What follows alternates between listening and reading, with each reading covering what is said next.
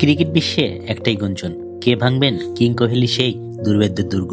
সময়টা এখন 2026 আর মঞ্চটা টি-20 বিশ্বকাপের, যেখানে ব্যাট হাতে রুদ্রমূর্তি ধারণ করেছেন পাকিস্তানের ওপেনার সাহেবজাদা ফারহান। একটা সময় ছিল যা ছিল অসম্ভব, আজ তা কেবল 36 রানের দূরত্বে। 2014 বিশ্বকাপে বিরাট কোহলি যে 319 রানে পাহাড় করেছিল তা এক দশক ধরে ছিল ধরাছোঁয়ার বাইরে। কিন্তু এবারে বিশ্বকাপের চিত্রটা ভিন্ন।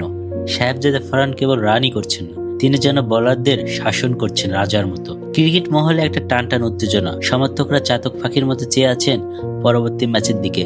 মাত্র 36 রান, আর তাতেই বিরাটের দীর্ঘদিনের রাজত্ব হানা দিয়ে ক্রিকেট ইতিহাসে পাতায় নিজের নাম স্বর্ণাক্ষরে লিখবেন এই পাক ওপেনার। ফারহান কি পারবেন বিরাটের সেই আইকনিক মাইলস্টোন টপকে যেতে, নাকি রেকর্ডটা থেকে যাবে অধরা? উত্তরটা জানতে চোখ রাখুন মাঠের লড়াই। বাশার সবুজ, নেক্সট নিউজ 24।